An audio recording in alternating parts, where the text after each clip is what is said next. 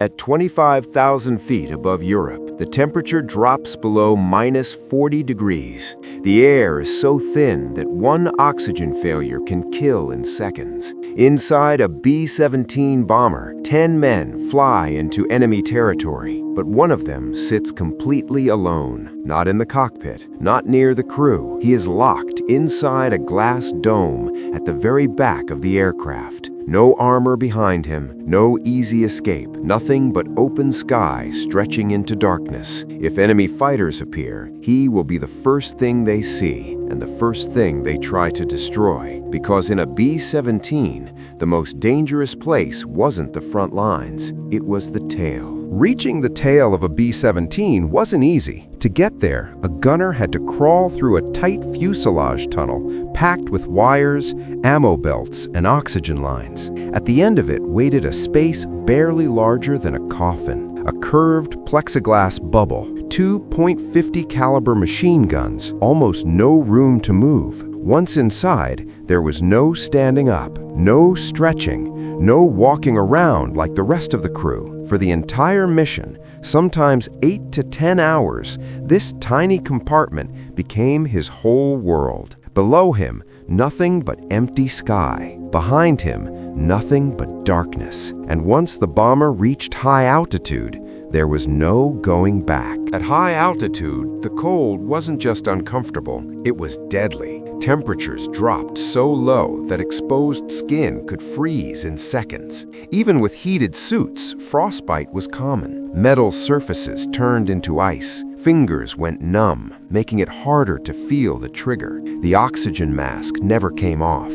If the line froze or failed, blackout came fast. And then there was the constant vibration. 4 massive engines shaking the aircraft without pause.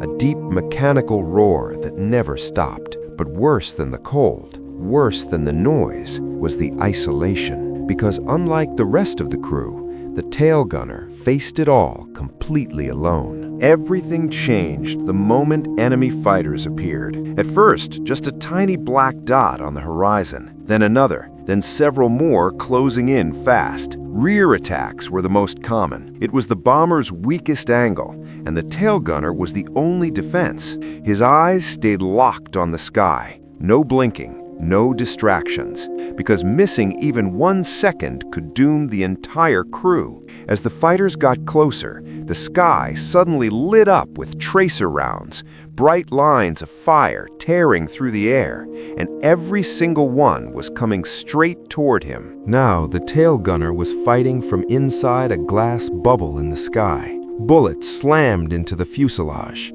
The entire tail shook with every impact. Cracks could spread across the plexiglass just inches from his face. And still, he had to fire back. Twin .50 caliber machine guns roared, shaking the compartment. Hot shell casings scattered across the floor, the barrels glowing from heat. Sometimes enemy fighters came terrifyingly close, close enough to see the pilot inside. 2 humans, 2 machines, a silent duel above the clouds. And if the bomber took a direct hit, the tail was often the first place to break. If a B-17 was badly damaged, the crew got the order, bail out. One by one, pilots, navigators, and gunners jumped. But the tail gunner was always last. He had to secure his guns, unstrap himself, and crawl through a narrow tunnel, sometimes while the plane burned and spun out of control. Smoke filled the compartment. Metal twisted under the heat.